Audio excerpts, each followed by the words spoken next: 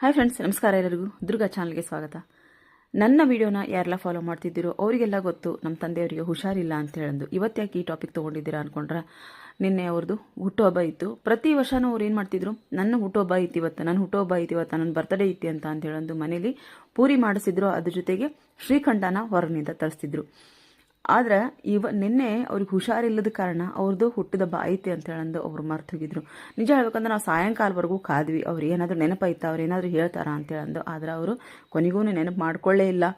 ಕೊನೆಗೆ ನಾವು ಹೊರಗೆ ಹೋಗಿ ಒಂದು ಕೇಕ್ ತೊಗೊಂಡು ಈ ಸರ್ಪ್ರೈಸ್ ಕೊಡಬೇಕು ಅಂತ ಹೇಳಂದು ಕೇಕ್ ತೊಗೊಂಬಂದ್ವಿ. ಎಷ್ಟು ಖುಷಿ ಆತಂದ್ರೆ ನನಗೆ ಅದು ಹೇಳೋಕ್ಕಾಗಂಗಿಲ್ಲ. ಅಷ್ಟೊಂದು ಖುಷಿಯಿಂದ ಮಲ್ಕೊಂಡವ್ರು ಪಟ್ಟಂತೆ ಎದ್ದು ಕೂತ್ಕೊಂಡು ನನಗೆ ನೆನಪಿಲ್ಲ ಇವತ್ತ ಅಂತ ಎದ್ದು ಕೂತ್ಕೊಂಡಾದ್ಮೇಲೆ ಹೊಸ ಬಟ್ಟೆ ಹಾಕೊಂತೀರಾ ಅಂತ ಅಂದ್ವಿ. ಅಂದರು. ಅವ್ರ ಮಗ ಒಂದು ಗೃಹ ಪ್ರವೇಶಕ್ಕೆ ತಂದು ಕೊಟ್ಟಿರುವಂಥ ಒಂದು ಲುಂಗಿ ಪಂಚಿ ಇತ್ತು. ಪಾಪ ಅವ್ರಿಗೆ ಪ್ಯಾಂಟು ಶರ್ಟು ಯಾವುದೂ ಬರ್ತಿಲ್ಲ, ಅಷ್ಟೊಂದು ಇಳಿದು ಹೋಗ್ಬಿಟ್ಟಾರ.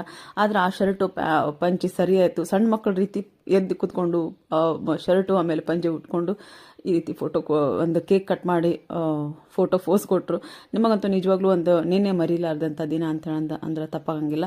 ನಿಮ್ಮೆಲ್ಲರಿಗೂ ವಿಡಿಯೋ ಇಷ್ಟ ಆಗಿದೆ ಅಂತ ತಿಳ್ಕೊಂಡಿದ್ದೀನಿ. ವಿಡಿಯೋ ಇಷ್ಟ ಆದರೆ ನಿಮ್ಮ ಅಪ್ಪನ ಬಗ್ಗೆ ಒಂದು ಕಮೆಂಟಲ್ಲಿ ನಿಮ್ಮ ಅನಿಸಿಕೆನ ಹೇಳಿದರೆ ಚೆನ್ನಾಗಿರ್ತೈತೆ ಅಂತ ಹೇಳಂದು ನನ್ನ ಅನಿಸಿಕೆ. ಯಾಕಂತ ಅಂದ್ರೆ ಆ ಮುದಿ ಜೀವಕ್ಕೆ ಎಷ್ಟು ಖುಷಿ ಕೊಟ್ಟರು ನಾವು ಕಡಿಮೆನೇ ಈ ಟೈಮಲ್ಲಿ. ಹಾಯ್ ಫ್ರೆಂಡ್ಸ್, ನಮಸ್ಕಾರ. ಎಲ್ಲರಿಗೂ ದುರ್ಗಾ ಚಾನಲ್ಗೆ ಸ್ವಾಗತ. ನನ್ನ ವಿಡಿಯೋನ ಯಾರೆಲ್ಲ ಫಾಲೋ ಮಾಡ್ತಿದ್ದೀರೋ ಅವರಿಗೆಲ್ಲ ಗೊತ್ತು ನಮ್ಮ ತಂದೆಯವರಿಗೆ ಹುಷಾರಿಲ್ಲ ಅಂತ ಹೇಳಂದು. ಇವತ್ತು ಯಾಕೆ ಈ ಟಾಪಿಕ್ ತೊಗೊಂಡಿದ್ದೀರಾ ಅಂದ್ಕೊಂಡ್ರೆ, ನಿನ್ನೆ ಅವ್ರದ್ದು ಹುಟ್ಟುಹಬ್ಬ ಇತ್ತು. ಪ್ರತಿ ವರ್ಷವೂ ಅವ್ರು ಏನು ಮಾಡ್ತಿದ್ರು, ನನ್ನ ಹುಟ್ಟುಹಬ್ಬ ಇತ್ತು ಇವತ್ತು, ನನ್ನ ಬರ್ತ್ಡೇ ಇತ್ತು ಅಂತ ಹೇಳಂದು ಮನೇಲಿ ಪೂರಿ ಮಾಡಿಸಿದ್ರು. ಅದ್ರ ಜೊತೆಗೆ ಶ್ರೀಖಂಡನ ಹೊರನಿಂದ ತರಿಸ್ತಿದ್ರು.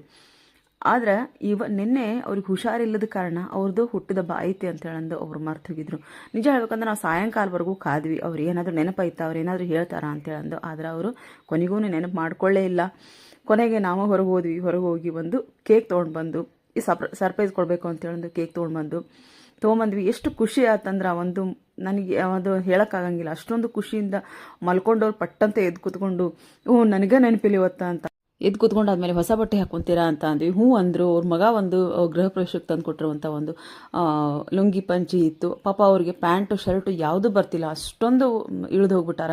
ಆದರೆ ಆ ಶರ್ಟು ಪಂಚಿ ಸರಿ ಆಯಿತು. ಸಣ್ಣ ಮಕ್ಕಳ ರೀತಿ ಎದ್ದು ಕೂತ್ಕೊಂಡು ಶರ್ಟು ಆಮೇಲೆ ಪಂಚೆ ಉಟ್ಕೊಂಡು ಈ ರೀತಿ ಒಂದು ಕೇಕ್ ಕಟ್ ಮಾಡಿ ಫೋಟೋ ಫೋಸ್ ಕೊಟ್ಟರು. ನಿಮಗಂತೂ ನಿಜವಾಗ್ಲೂ ಒಂದು ನಿನ್ನೆ ಮರೀಲಾರ್ದಂಥ ದಿನ ಅಂತ ಅಂದ್ರೆ ತಪ್ಪಾಗಂಗಿಲ್ಲ.